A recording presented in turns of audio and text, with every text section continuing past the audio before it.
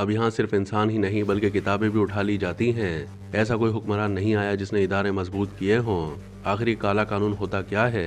मजहर अब्बास का column. Senior सहाफ़ी और तजज़िया निगार मजहर अब्बास अपने कॉलम में पी का तरमीमी एक्ट पर तजज़िया पेश करते हुए एक अफसोसनाक वाक़या बयान करते हैं। वो लिखते हैं कि ये 10 मई 1978 का हुक्मनामा है जो उस वक्त के होम सेक्रेटरी जनाब कंवर इदरीस ने बहुकुम गवर्नर सिंध जनाब मिनहाज बन्ना, जो उस वक्त Pakistan federal union of journalist के सदर थे, उनकी जबाबंदी का जारी किया। हरगाह की हुकूमत सिंध इस राय की हामिल है कि मिनहाज बन्ना को ऐसे अंदाज में अमल करने से रोका जाए जो तहफ़्फ़ुज़ अमन आमा के लिए ज़रूरी है और उनके रवैये को पाबंद किया जाए। लिहाजा अमन आमा ऑर्डिनेंस मजरिया 1940 की दफ़ा 5 ज़ेली दफ़ा डी के तहत उनको हिदायत देते हुए हुकूमत खुश है कि 1 महीने के लिए वो अपने ख्यालात या कोई अखबारी बयान जारी नहीं कर सकते या इंटरव्यू नहीं दे सकते जिसका ताल्लुक हुकूमत और अखबारात के ताल्लुकात या अखबारी कवानीन के बारे में हो। मजहर अब्बास के बकौल बरना साहब का जनवरी 2012 में इंतकाल हुआ, मगर उनकी हिस्ट्री शीट पुलिस और इंटेलिजेंस कानून में 2016 में एक सर्कुलर के जरिए ये कहकर बंद कर दी गई कि वो अब इंतकाल कर चुके हैं। इस फाइल का टाइटल था डेथ सर्टिफिकेट। बरना साहब के भाई जनाब महराज मोहम्मद खान मरहूम से बाकायदा 2014 में एक खत के जरिए एक एजेंसी ने बरना साहब का एड्रेस मांगा तो खान साहब ने मुझे टेलीफोन किया। मैंने अफसोस का इजहार करते हुए उनसे कहा, खान साहब इस अफसर को बरना साहब की कब्र का पता बता दें।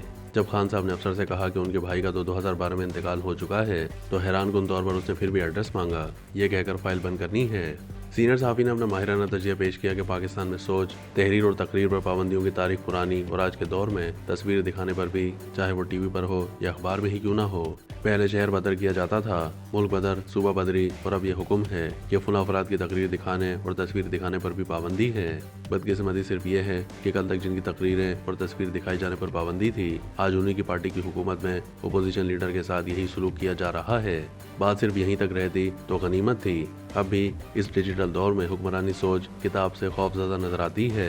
हमारे साथी सहाफ़ी दोस्त हामिद मीर या सुहेल बड़ाइश की किताब का टाइटल पसंद नहीं आया तो किताब उठा ली जाती है। हाल ही में एक नौजवान सहाफ़ी जिसका ताल्लुक बलूचिस्तान से है, अजीज संघोर की किताब उठा ली गई और ये सारी कार्रवाई उसी 1960 के कानून के तहत अमल में लाई जाती है, या फिर कभी कभी तो दहशतगर्दी के दफात भी लगाकर दूसरे अल्फाज में इन्हें किताबी दहशतगर्द तस्वुर किया जाता है।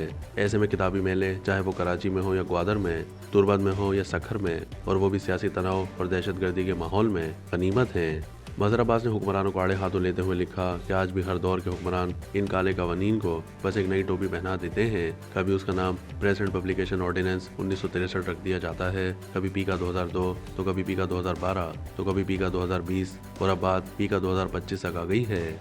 बदकिस्मती यह है कि हर दौर की अपोजिशन इन कवानीन को ख़त्म करने की बात करती है, मगर जब ये जमातें बरसर इक़्तिदार आती हैं तो वो ऐसे ही कवानीन का सहारा लेकर अपने मुखालिफ सहाफ़ियों और मीडिया को निशाना बनाती हैं। ये लोग मार्शल लॉ की मुखालफत करते हैं और जब हुक्मरान बनते हैं तो सिविलियन मार्शल लॉ लगाकर तहरीर और तकरीर, यहाँ तक कि तस्वीर पर भी पाबंदी लगा देते हैं। ताहम हम जिस माशरे में रह रहे हैं वहाँ सिर्फ इंसान नहीं बल्कि किताबें भी उठा ली जाती हैं। हमारे साथी सहाफ़ी और नामवर लिखारी मोहम्मद हनीफ की जनरल ज़ियाउल हक पर किताब का उर्दू तर्जुमा आया तो उसे इजाज़त नहीं मिली, जबकि अंग्रेज़ी किताब के कई एडिशन आए। यही हाल सेंसरशिप के दौर में भी होता था। अंग्रेज़ी अखबार रसाइल की सेंसरशिप और उर्दू अखबार और रसाइल की सेंसरशिप का अंदाज मुख्तलिफ होता था।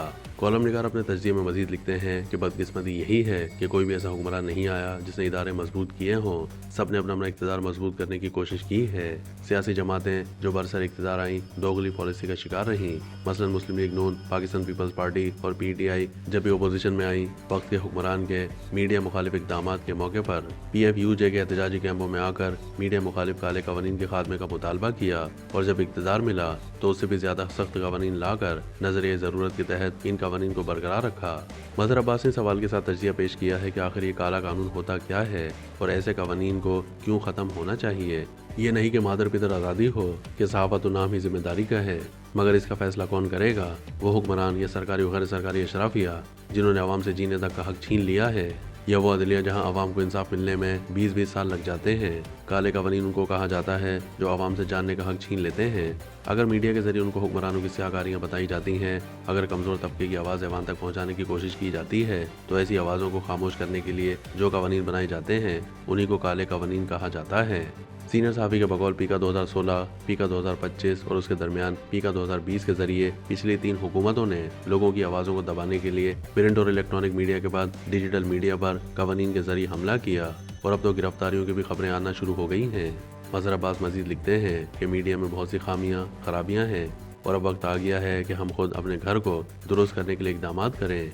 मगर ये काम ऐसे हुक्मरानों या अवानों का नहीं जिनके मैंडेट पर ही संजीदा सवालात हैं। हुक्मरानों की फेक न्यूज़ का मुंह बोलता सबूत तो हाल ही में शाया होने वाला एक ऐसा फ्रंट पेज इश्तिहार है जिसके जरिए अवाम को गुमराह करने की कोशिश की गई है।